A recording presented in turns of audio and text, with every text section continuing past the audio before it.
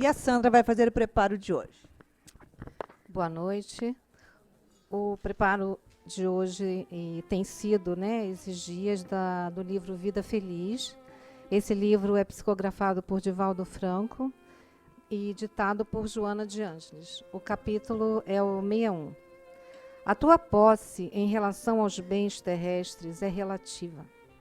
No mundo transitório, no qual tudo passa, o que agora te pertence, amanhã terá mudado de mãos.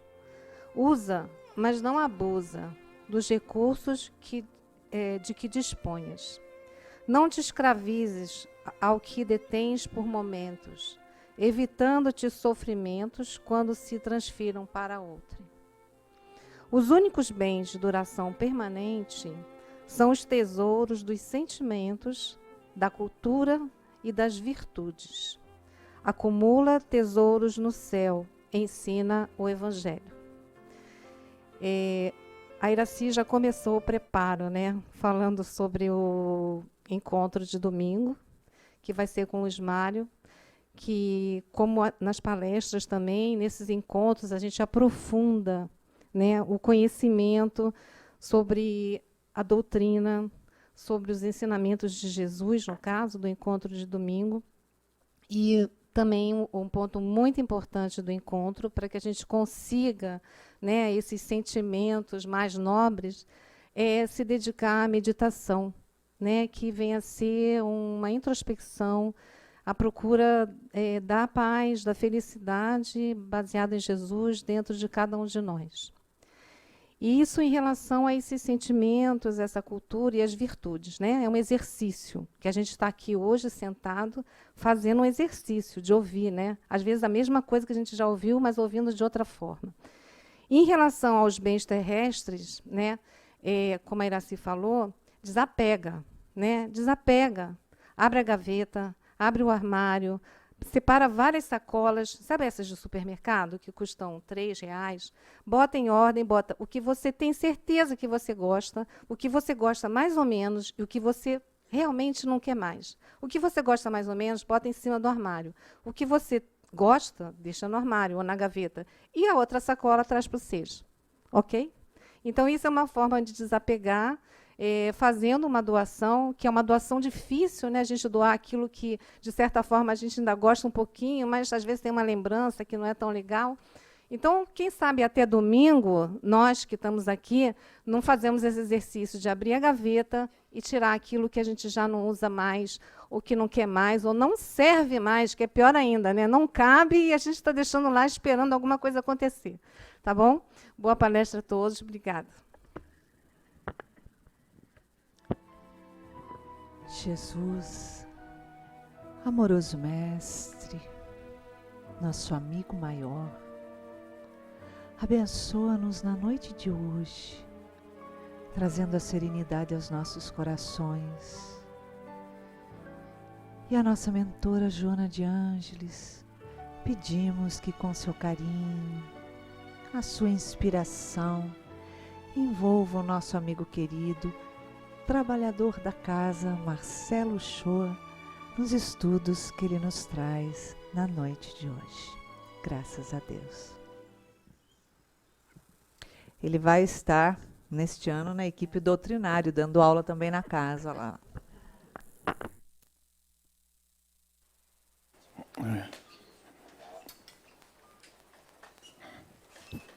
Depois que a Cristiane usou isso aqui, eu achei maravilhoso e toda hora eu quero usar também. Como é que faz para eu recolher aqui? Tem uma... tem um macete aqui, Bom, boa noite, muita paz a todos. Eu vou dizer que eu efetivamente me sinto em casa quando eu venho para cá, me sinto verdadeiramente entre irmãos.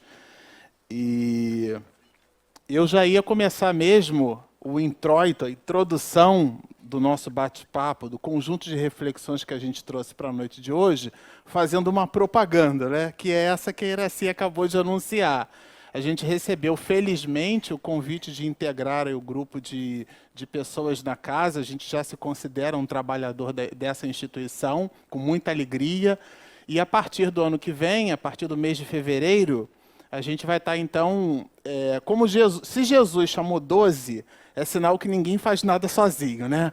Mas eu, como não tenho o potencial de Jesus, eu chamei uma pessoa só. Ou melhor, a instituição, além de mim, conta com a Preciosa, que é a pessoa que, junto comigo, vai estar dinamizando as atividades. É um trabalho assim de colaboração, é um labor com.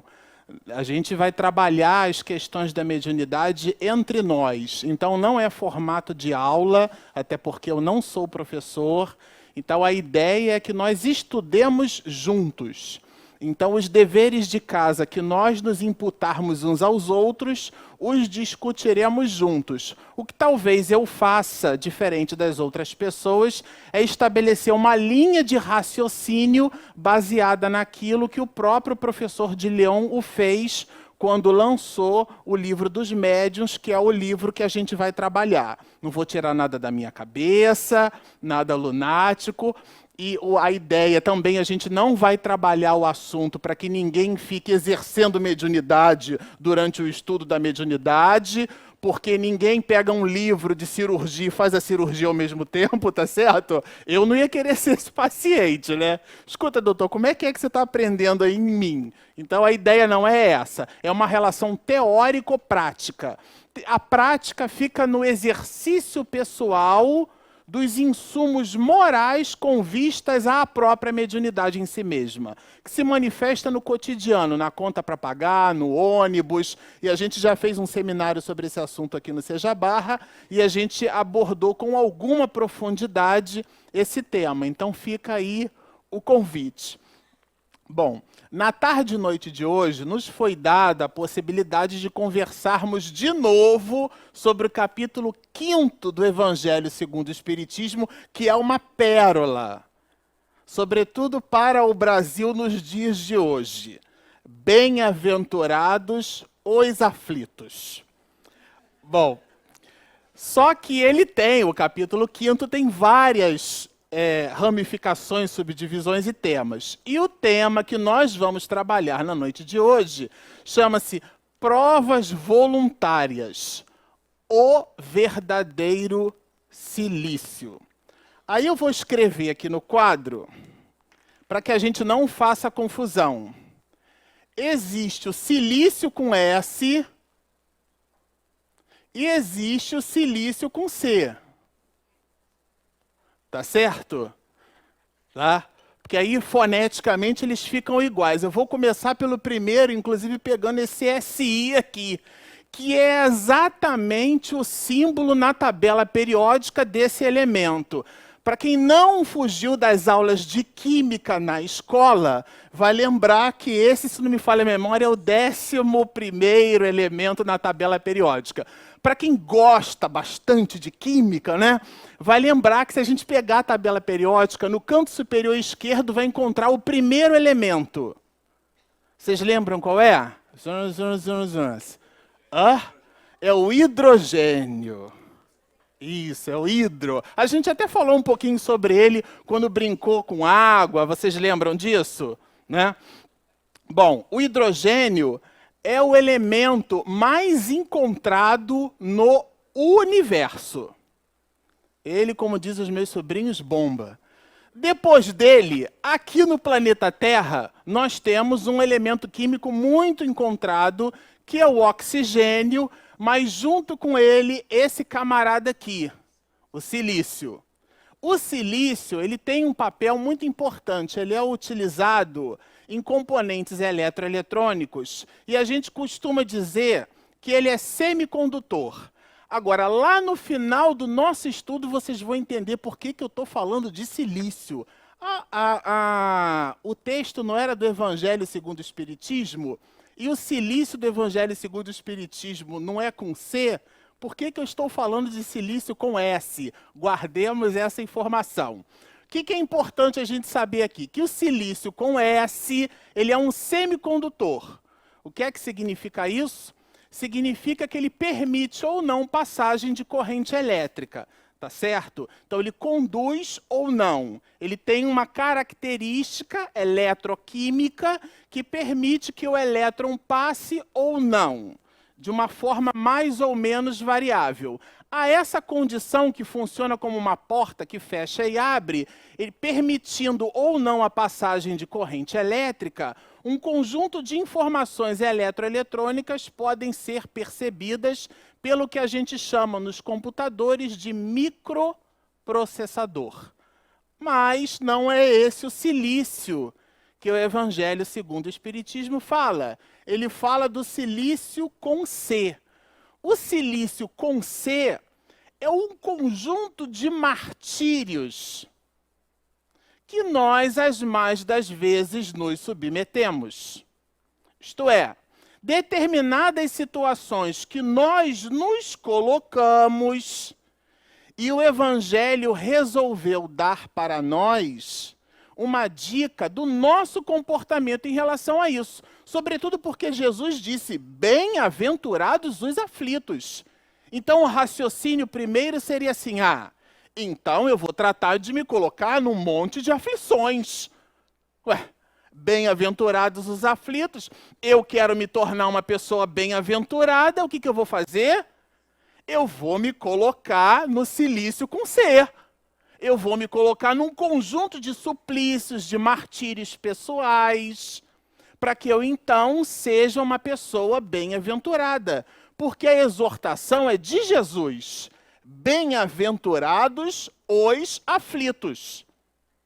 Mas o Evangelho segundo o Espiritismo, nesse capítulo 5º, nesse item, resolveu dar para nós algumas dicas do que diz respeito a essa máxima, bem-aventurados os aflitos. As dicas aqui estão bem claras. Eu não vou ler todos os parágrafos, porque a Iraci me falou que era até 10h30, e aí a gente não vai dar tempo, acho que até 10h20 eu acho que vai. Mas nós destacamos alguns que consideramos, vamos dizer assim, o centro nervoso do assunto por sobre o qual as reflexões a gente pretende deixar. Já diz assim o anjo protetor que assina esses 5 parágrafos para a nossa reflexão, logo no item 26 do capítulo 5º. E aí eu repito assim com uma certa insistência nos detalhes, porque os companheiros que nos ouvem na internet, eu sei que tem gente que gosta de pesquisar, né? Gosta de ir lá acompanhar, ver se é isso mesmo, e sobretudo depois fazer as anotações para o estudo. Porque aqui, em 45, 50 minutos, a gente estabelece um oceano de conhecimentos, mas é com um palmo de profundidade. Então, a profundidade no assunto mesmo é a própria pessoa que o realiza em casa, no doméstico, no particular, sozinha, com um livro, com a leitura. Então, a gente então relembra, item 26 do capítulo 5º do Evangelho segundo o Espiritismo, bem-aventurados os aflitos, provas voluntárias, o verdadeiro silício. Diz assim a entidade veneranda. Perguntai se é lícito, se é permitido, né, ao homem abrandar as próprias provas. Será que a gente pode abrandar as nossas provas? Ou a gente deve se colocar em martírios? E o Espírito faz uma resposta através de uma outra pergunta, né? Usa uma técnica da maiêutica. Responde com uma outra pergunta. Essa questão equivale a essa outra. É lícito àquele que se afoga cuidar de salvar-se? Àquele em quem o espinho entrou, retirá-lo? Ao que está doente, chamar o médico? Esses são os 3 questionamentos. É lícito a essas pessoas, num instante de aflição, e ele cita alguns, construírem um movimento de sair dessas aflições? Lógico, estou ouvindo aqui de alguns rostinhos. Lógico. Agora, olha que interessante, pegando uma carona nessa expressão nossa mesma. Lógico. Olha o que a entidade veneranda diz. As provas têm por fim exercitar a inteligência. Vírgula. Vamos parar aí. Porque vírgula não foi feito para respirar. Só. Vírgula não foi feito para respirar. A gente até respira na vírgula, mas não foi feita para isso. Tudo bem? Vou reler, porque o processo da repetição é um instrumento didático de fixação. As provas têm por fim exercitar a inteligência. Bom, nós, quando vamos à academia, fazemos exercício físico na academia, tudo bem? Eu me lembro outro dia, você estava correndo, botei o reloginho ali, né? E eu me lembrei que eu corria mais de 12 quilômetros, 15 quilômetros. Eu já estava olhando para 5, 5 e meio, falei assim, nossa, mas estou tão cansado, né? Aí eu me lembrei que eu não tenho mais 20 anos, né? E me lembrei que já não faço mais exercício físico na mesma quantidade, qualidade com que eu fazia antes. Isto é, não construí uma manutenção do meu exercício. Manutenção. Porque eu me lembro de ter participado de uma meia maratona há muitos anos e vi um senhor, eu com quase 30 anos, e um homem de 63 passando na minha frente. Vambora, Uchoa! Então, o problema não é a idade, é a manutenção que a gente faz nesse aspecto. Por isso que o nome é educação física. Educar-se fisicamente. Existem aqueles de nós que caem um objeto no chão e a pessoa olha para o objeto e agora eu vou ter que pegar o objeto, né?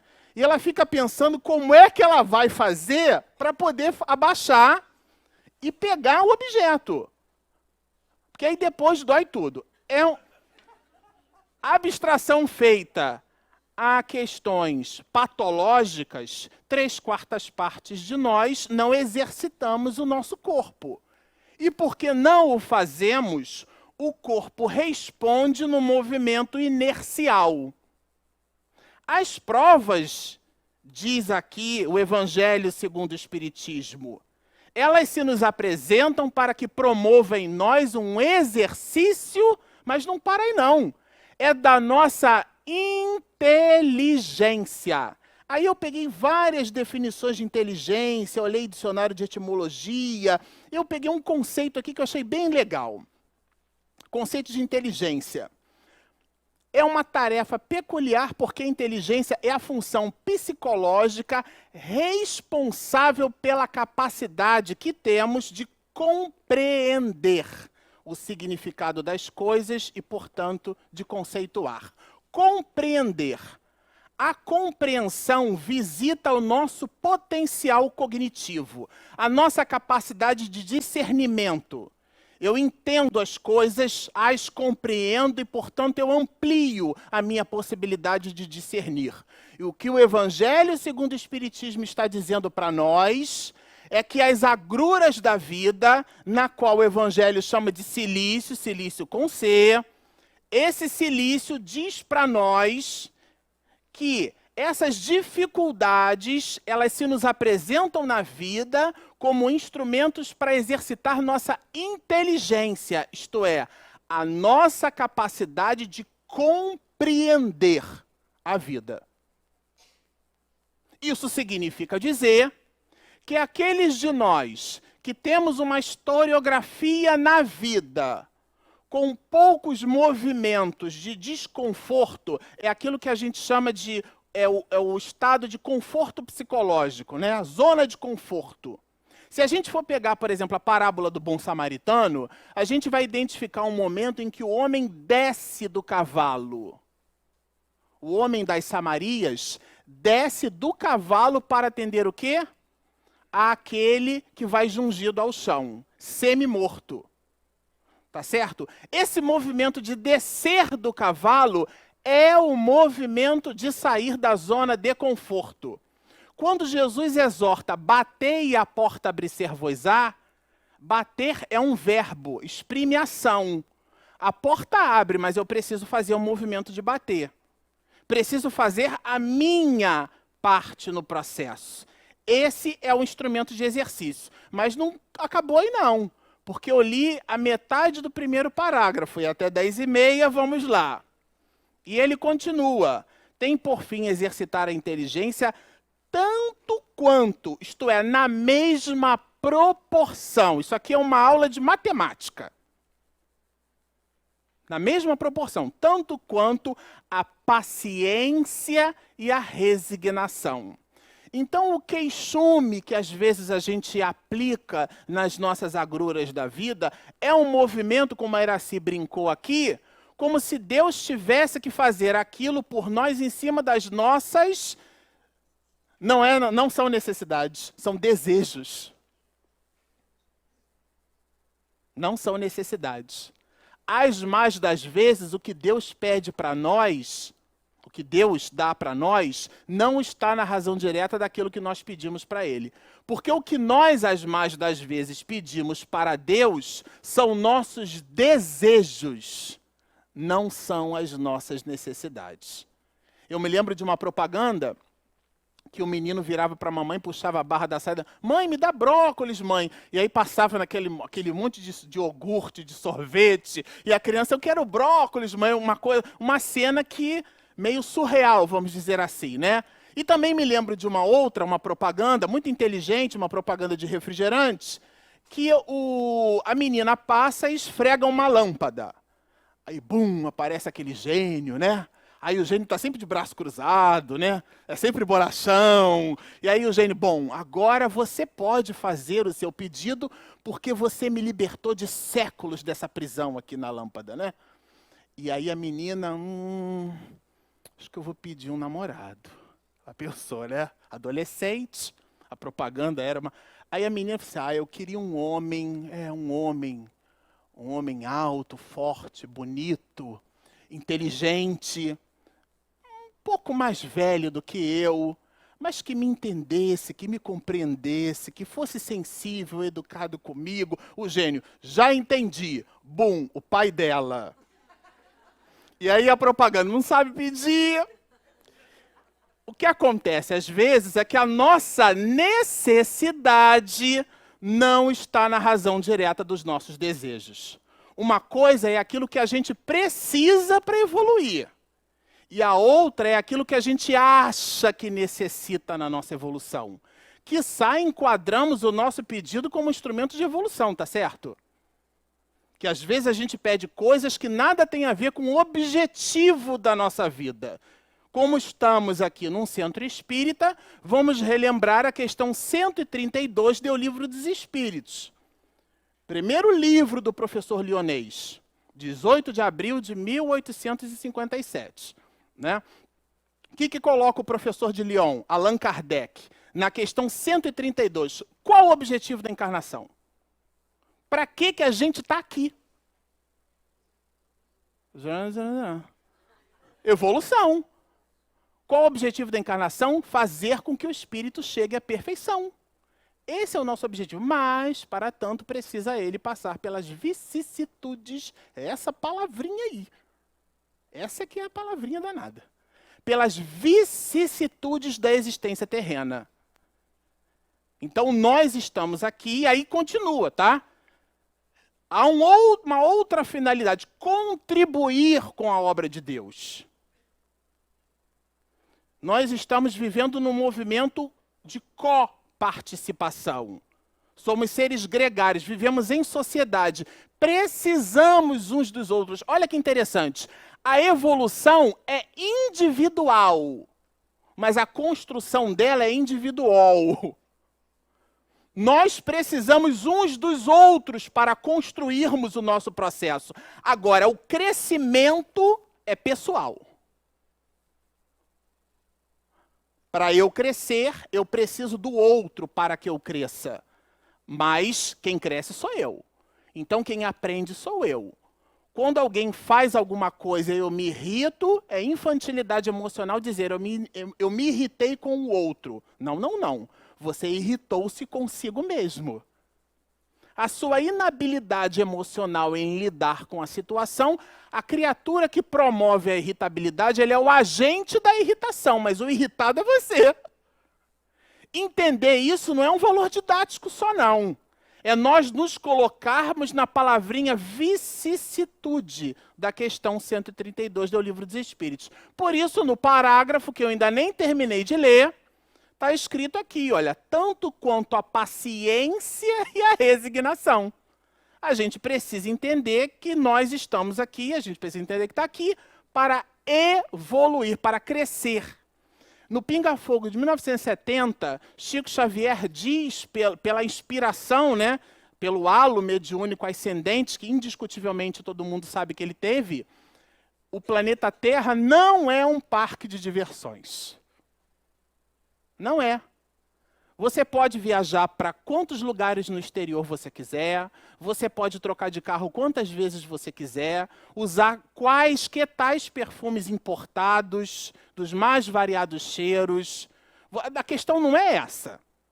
E a gente já até falou sobre isso aqui, né? Porque às vezes parece que para ser, quando fala do silício com C aqui, que o silício, que é aquele instrumento de autoflagelação, que a pessoa precisa ser pobre. Que a pessoa não pode ter dinheiro. A questão não é essa. O Evangelho diz que a veste de Jesus Cristo era resplandecente. Ué, resplandecente. A segunda terça parte do livro que no ano passado comemoramos 150 anos, né, o céu e o inferno, tem uma parte ali que Kardec coloca só dos espíritos felizes. E destaca um espírito feliz, uma condessa. Ele abre o parágrafo dizendo: a mulher em vida era bela, rica, nobre, e começa estabelecendo uma série de qualidades. E que quando se percebe no mundo espiritual, se percebe com o mesmo nível de qualidades. Então não é a questão material que define as coisas. Muito cuidado com isso. Porque senão a gente acha que para crescer, que para ser humilde tem que ser pobre. Humildade é virtude. Pobreza é condição socioeconômica. São coisas muito diferentes. Eu, Marcelo Shoa, conheço muita gente que não tem dinheiro nenhum e é extremamente arrogante. Ao passo que outras têm possibilidades financeiras e têm uma elegância no trato com o ser humano muito diferenciada. Muito cuidado com isso.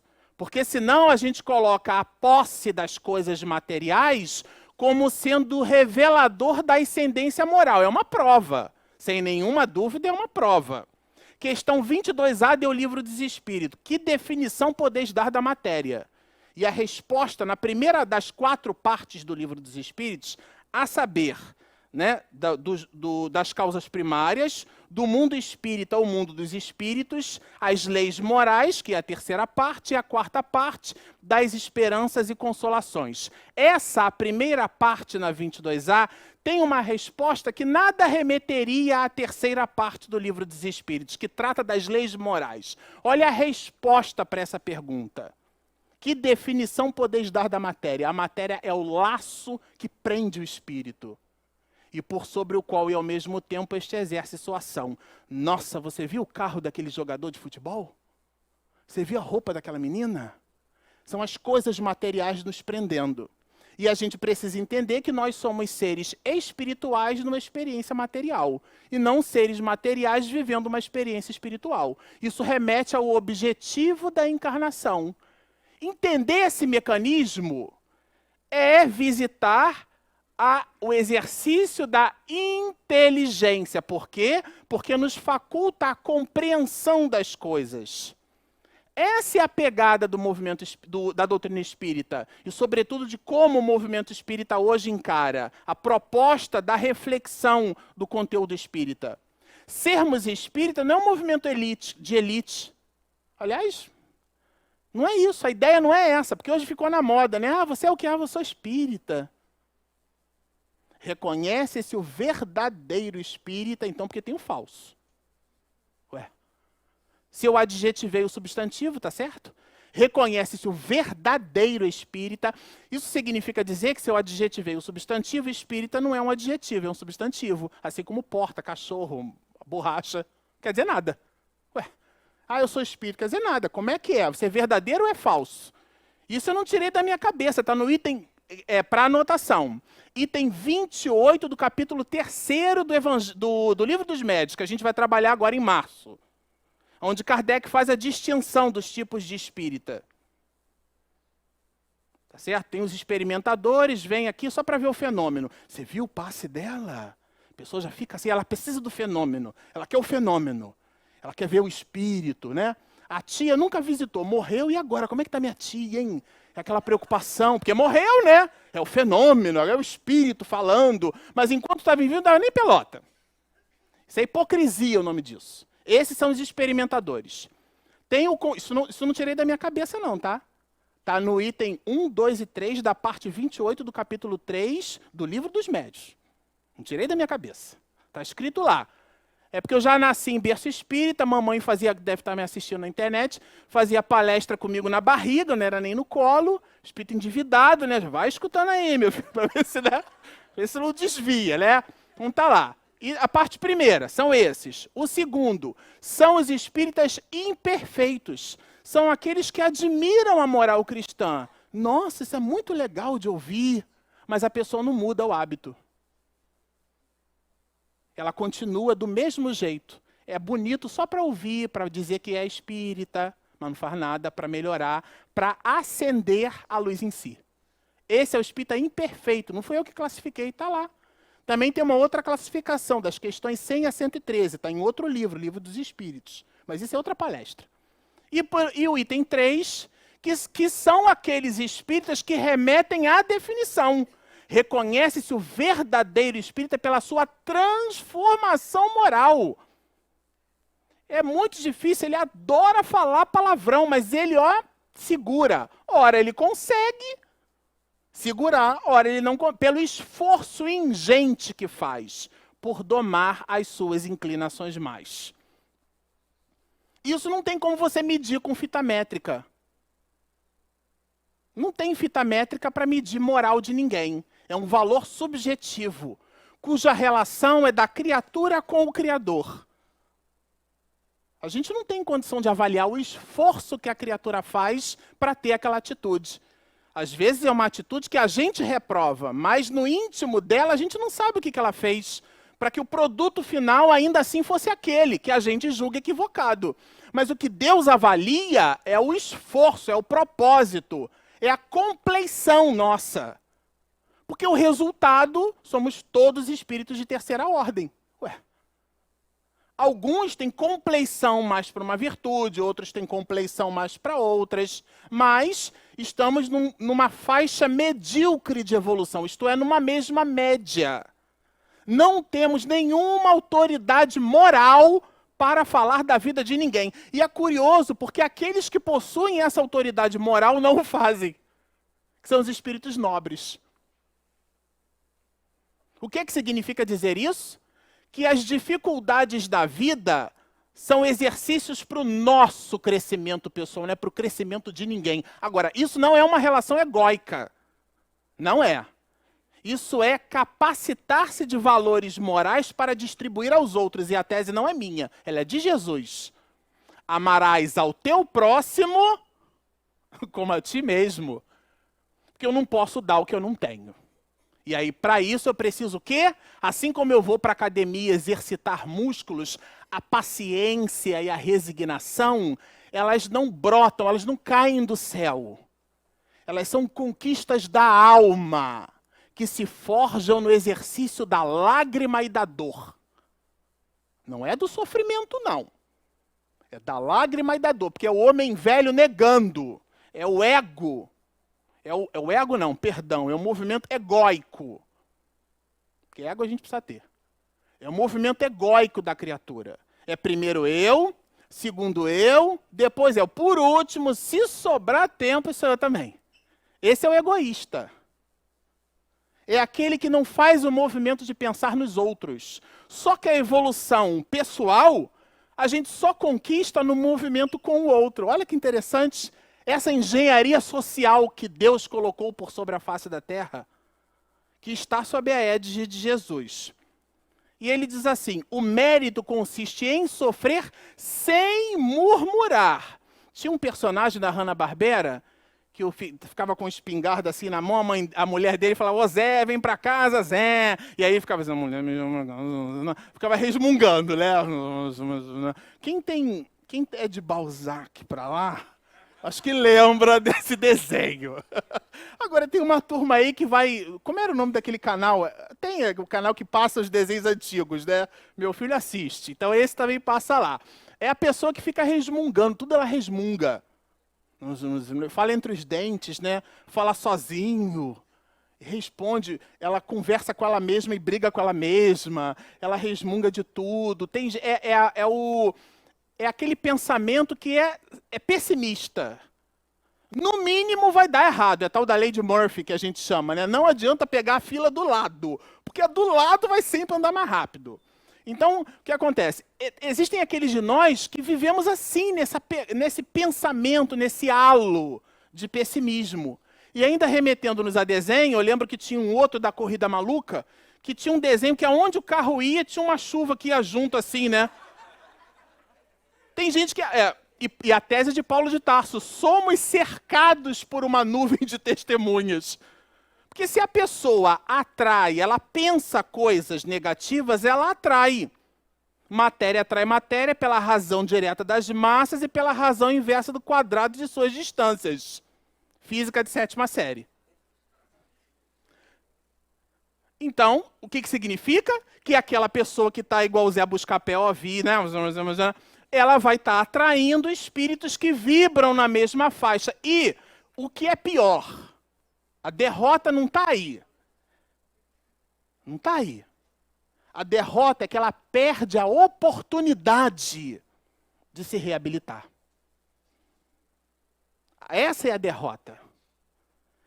Porque se nós somos 7 bilhões de habitantes e o mundo espiritual tem números aí, tem gente que fala que é 4 vezes mais, 5 vezes mais. Vamos botar 4. 4 vezes 7, 28. 28 bilhões de espíritos e 7 bilhões encarnados. Essa conta não fecha. Sabe aqueles desenhos, aqueles brinquedinhos de neném, que no telhadinho tem assim, é rachurado para entrar o quadrado, a bola, né? Não tem? Um hexágono, né? Tem no trabalho, o hexágono tem uma bacana, mais bacana, é icosaedro, que é uma figura com 20 lados, né? Mas os de criança não tem isso não. O que a criança faz? Ela tem que pegar a figurinha, a pecinha e encaixar ali, né? Eu lembro que meu filho, quando era bebê, ele pegava, eu brincava, ele enfiava o cubo no quadrado. Força, blum, entrava. Você forçava ali o negócio, a peça não é para entrar ali. Às vezes é isso que a gente faz com a vida. A gente enfia o cubo no quadrado. O negócio é funcionar. Vocês conhecem aquela máxima? Tem 3 formas de resolver uma coisa, né? A certa, a errada e a do meu jeito. Que é parecida com a errada, só que é um pouquinho mais rápido, né? Então, que acontece? É isso que a gente escolhe. Por isso que o discernimento é o componente essencial. Por isso que a compreensão, a inteligência, porque não basta fazer. Não basta realizar, é como você realiza que é importante. Não basta o sofrimento. Não basta a dor. É como você passa por ela. O teu instrumento de resignação agora, para resignar-se, você precisa entender o mecanismo da dor. Por que isso está acontecendo comigo? Qual que é o propósito disso estar acontecendo comigo? E o livro continua. A isso responderei muito positivamente. Sim, há grande mérito quando os sofrimentos e as privações objetivam o bem do próximo, porquanto é a caridade pelo sacrifício. Então, quando a criatura se vê num cilício, na verdade, ela se permite, se coloca numa posição de martírio. Mas aquele martírio, uma mãe, por exemplo, que se percebe, teve um filho com uma patologia muito grave. E aí ela sabe que dali para frente é uma relação de cuidado até o fim. Então ela se doa. A mãe naturalmente já se doa, né? Já é um processo de doação que nós homens a gente não compreende muito bem. A gente lê, estuda, mas a mãe vivencia, a mulher vivencia isso. Então, esse movimento de doação, esse movimento é um cilício. Porque você, às vezes, deixa de tomar banho na hora certa, tá, gente? Porque pode tomar banho na hora certa. Deixa de tomar banho na hora certa, deixa de fazer suas refeições da maneira adequada, porque tem que comer correndinho para dar atenção. Esse movimento de doação para o outro, ele representa, de alguma forma, um cilício. E isso é agradável a Deus porque o objetivo é em relação ao próximo. Mas existem aqueles de nós que nos colocamos em atividades, por mais paradoxal que isso pareça, para projetar o ego, para aparecer, para dizer que faz. Quantas vezes você vem ao centro espírita? Ah, eu venho todos os dias. Segunda, porque a Iraci acabou de dizer que tem atividade na casa espírita de segunda a segunda. Então, segunda eu venho, porque tem a sopa. Na terça eu venho, porque tem a mediúnica. Na quarta tem palestra. Na quinta também tem palestra, mas depois tem o treinamento. Na sexta-feira tem o curso de mediúnica que eu faço. No sábado tem o tratamento. No domingo eu faço tratamento do tratamento. E na segunda-feira eu começo tudo de novo. Mas por quê? Porque eu em casa eu tenho uma situação grave, que esse sim representa o meu silício moral, e aí eu uso a casa espírita como instrumento de fuga. Estou citando a casa espírita porque aqui estamos, mas pode ser o trabalho, pode ser um instrumento de lazer, são aqueles homens que adoram jogar um futebol, que fica lá quase que o dia inteiro fora de casa. E essas reflexões são íntimas. A gente não está aqui estabelecendo proposições para tangibilizar na forma de exemplo, para circunscrever. Não tem problema no futebol, não tem problema na casa espírita, não tem problema no trabalho. O problema é como nós lidamos com essas questões. Aí é que é o ponto. Para que fique bem claro. Porque senão, não, teve um Marcelo Show alucinado lá que falou que não é para vir para a casa espírita, não. Mas eu não disse isso. Floresça onde Deus te plantou. As nossas relações familiares, elas não são relações baseadas no acaso. Elas são cáusicas. Elas têm uma causa, uma gênese, uma origem. E nós nos atraímos uns aos outros em função do insumo moral que nós precisamos desenvolver. Então, nada de reclamar do pai, da mãe. Nós temos a família que merecemos ter, que atraímos pela nossa condição. E o livro continua. Ele coloca aqui, olha, a grande distinção. Portanto, é a caridade pelo sacrifício. Não quando os sofrimentos e as privações somente objetivam o bem daquele que a si mesmo as inflige, porque aí só há egoísmo por fanatismo. Tá claro.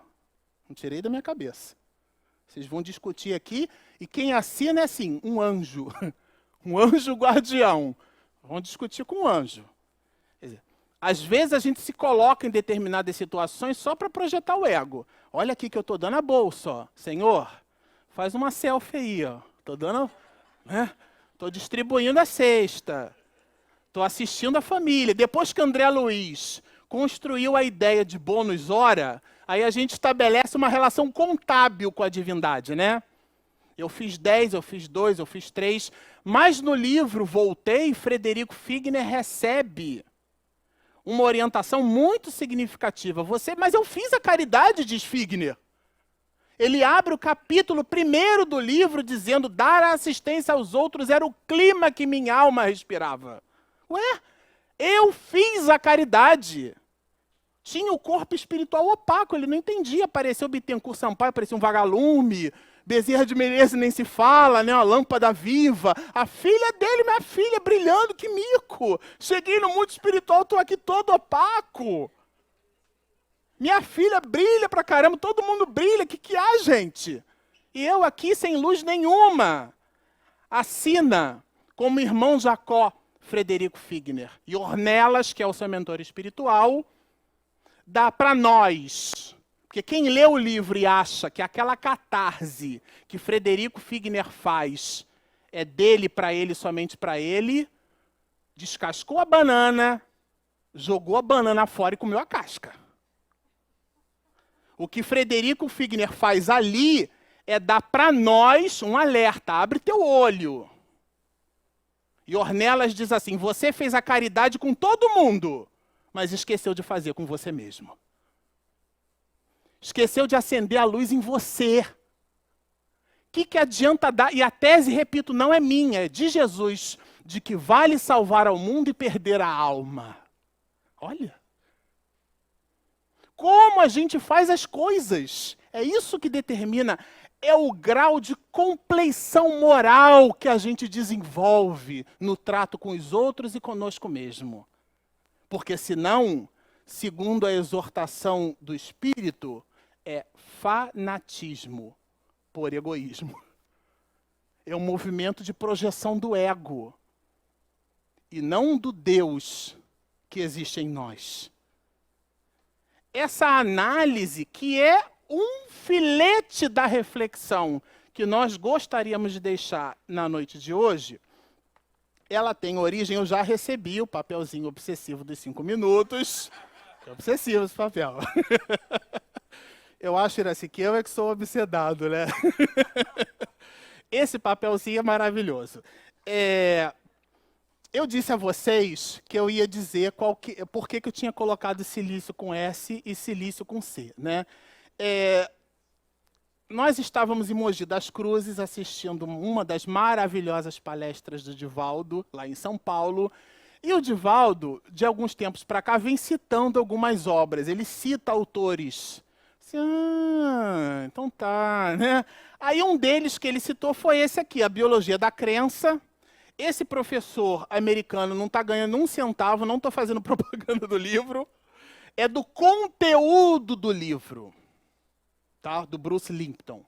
E nós resolvemos retirar aqui um trecho onde ele fala do segredo da vida, mas pegando, vocês lembram que a célula está dividida de que maneira? Membrana, citoplasma e núcleo, né? Então ele pega aqui essa membrana aqui e diz que a membrana, e aí ele faz uma brincadeira de membrane, né, que seria cérebro em inglês, dizendo que o cérebro da célula está justamente ali, porque ele...